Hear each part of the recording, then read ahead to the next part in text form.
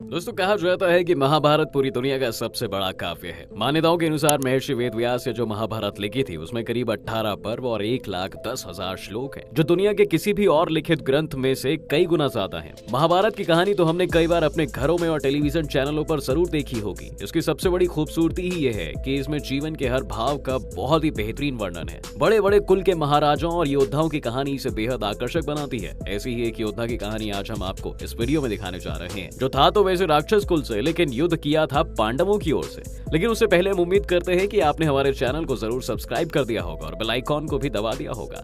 दोस्तों, हम आज बात करने जा रहे हैं भीम के पुत्र घटोत्कच की। महाभारत काल के समय की घटनाओं का यदि विश्लेषण किया जाए तो हमें पता चलता है कि हर घटना के घटित होने का कोई ना कोई कारण जरूर होता था। इसके कई उदाहरण मिल जाएंगे, जैसे करु कुल के महाराज पांडु की पत्नी कुंती को महर्षि दुर्वासा द्वारा एक मंत्र वरदान स्वरूप दिया गया था, जिसके उच्चारण से वे किसी भी देवता का आह्वान करके उसी देव के समान पुत्र की प्राप्ति कर सकती थी। उस समय ये किसे पता था कि भविष्य में उनका विवाह महाराज पांडु से होगा और उन्हें एक ऋषि द्वारा दिए गए श्राप के कारण वे संतान प्राप्त नहीं कर पाएंगी, और इसी प्रकार उन्हें मिला यह वरदान उनके भविष्य में हुई महत्वपूर्ण घटनाओं का कारण बना। इसी प्रकार की एक घटना घटित हुई थी महाभारत काल में। यह घटना घटित हुई थी कुरुकुल के महाराज पांडु और महारानी कुंती के दूसरे पुत्र भीम और राक्षसों के राजा हिडिंब की बहन हिडिंबा के साथ। इनका विवाह होने की कोई कल्पना भी नहीं कर सकता था, क्योंकि भीम मनुष्य थे और हिडिंबा राक्षस प्रजाति से संबंध रखती थी। परंतु परिस्थितियां कुछ ऐसी बनी कि इनका विवाह हो गया, और केवल यही नहीं, इनका पुत्र जिनका नाम घटोत्कच था, उसके द्वारा महाभारत युद्ध में महत्वपूर्ण भूमिका भी अदा की गई। दोस्तों, महाभारत की कहानी तो हम सब जानते ही हैं। जब सभी पांडव लक्षग्रह की आग से बच निकलने के बाद अपनी माता कुंती के साथ छिपते हुए वन में चले गए। उस वन में हिडिंबासुर नाम का राक्षस अपनी बहन हिडिंबा के साथ रहता था। माता कुंती के साथ सभी पांडवों के राक्षसों के निवास स्थान पहुंचने पर हिडिंब बहुत खुश हुआ कि उसकी बहन हिडिंबा भोजन के रूप में सभी मनुष्य को लेकर आ गई है। परंतु जैसे ही उसे ये पता चला कि हिडिंबा भीम से प्रेम करने लगी है, उससे विवाह करना चाहती है और साथ ही साथ सभी पांडवों और माता कुंती को अपना भोजन ना बनाने के लिए प्रार्थना करती है, तो हिडिंब गुस्सा हो गया और भीम को युद्ध के लिए ललकारा। तभी भीम और हिडिंब के बीच भयानक युद्ध होता है, जिसमें भीम तो बलशाली थे ही, परंतु राक्षस राज हिडिंब भी बहुत बलशाली था। इस युद्ध में भीम द्वारा राक्षस राज हिडिंब का वध कर दिया जाता है और इस प्रकार भीम विजयी घोषित होते हैं। दोस्तों, इस समय भीम इतने क्रोध में थे कि वे राक्षसी हिडिंबा को भी मार देना चाहते थे। उनका ऐसा करने के पीछे यह विचार था कि अपने भाई हिडिंब के वध का बदला लेने के लिए कहीं हिडिंबा उन सभी पांडवों और माता कुंती को कोई हानि न पहुंचाए। लेकिन युधिष्ठिर के समझाने पर भीम का क्रोध शांत हुआ और उन्होंने राक्षसी हिडिंबा को छोड़ दिया।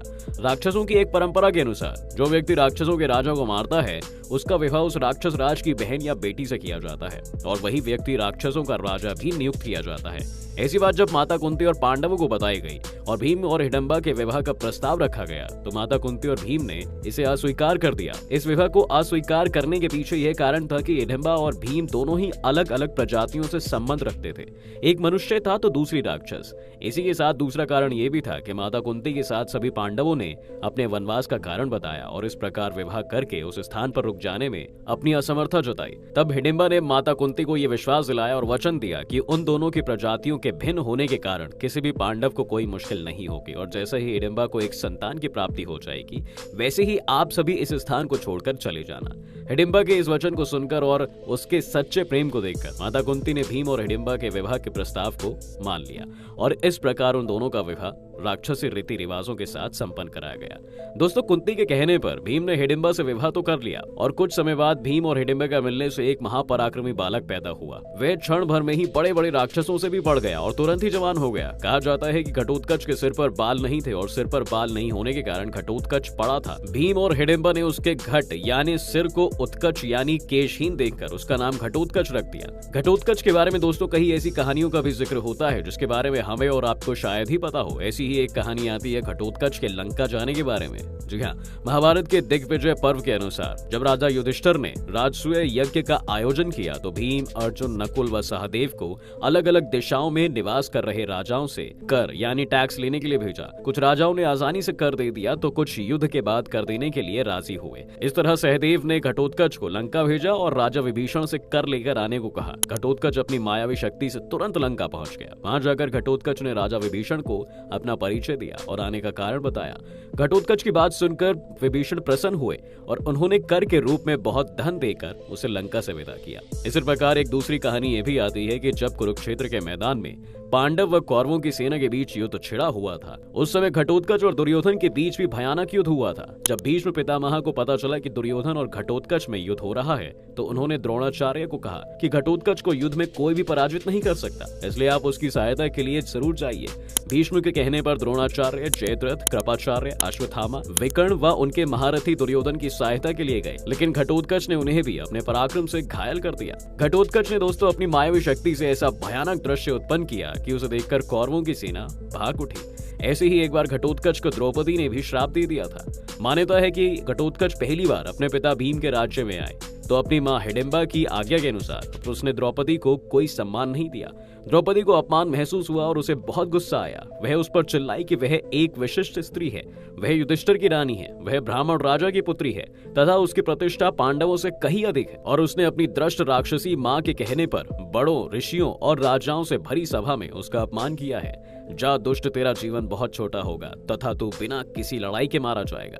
यही वह श्राप था दोस्तों जो बाद में घटोत्कच की मृत्यु का कारण भी बना। वहीं अगर घटोत्कच की मृत्यु की कहानी की बात करें तो वेद व्यास द्वारा रचित महाभारत से हमें पता चलता है कि जब श्री कृष्ण के कहने पर घटोत्कच कर्ण से युद्ध करने गया तो उनके बीच भयानक युद्ध होने लगा। घटोत्कच और कर्ण दोनों ही पराक्रमी योद्धा थे, इसलिए वे एक दूसरे के प्रहार को काटने लगे।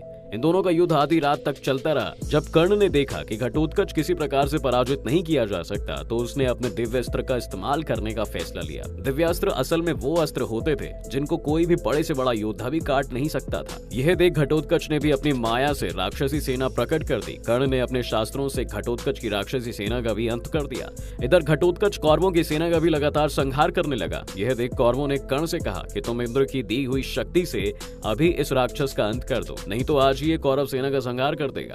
कर्ण ने ऐसा ही किया और घटोत्कच का वध कर दिया। वहीं दूसरी तरफ एक बात यह भी सामने निकल कर आती है कि श्री कृष्ण भगवान असल में घटोत्कच की मृत्यु से खुश थे, जबकि घटोत्कच तो खुद पांडवों की तरफ से लड़ाई कर रहा था।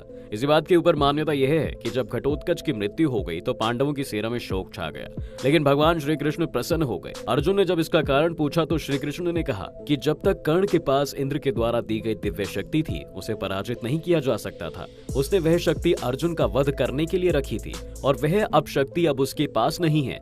ऐसी स्थिति में तुम्हें उससे कोई खतरा नहीं है। दोस्तों इसके बाद श्री कृष्ण ने यह भी कहा, यदि आज कर्ण घटोत्कच का वध नहीं करता तो एक दिन मुझे ही घटोत्कच का वध करना पड़ता, क्योंकि वह ब्राह्मणों व यज्ञों से शत्रुता रखने वाला राक्षस था। इसी के साथ दोस्तों कृष्ण ने कहा कि तुम लोगों का प्रिय होने के कारण ही मैंने पहले इसका वध नहीं किया था। लेकिन घटोत्कच की कहानी का ये अंत महज इतना ही नहीं था। असल में घटोत्कच के दो पुत्र भी थे।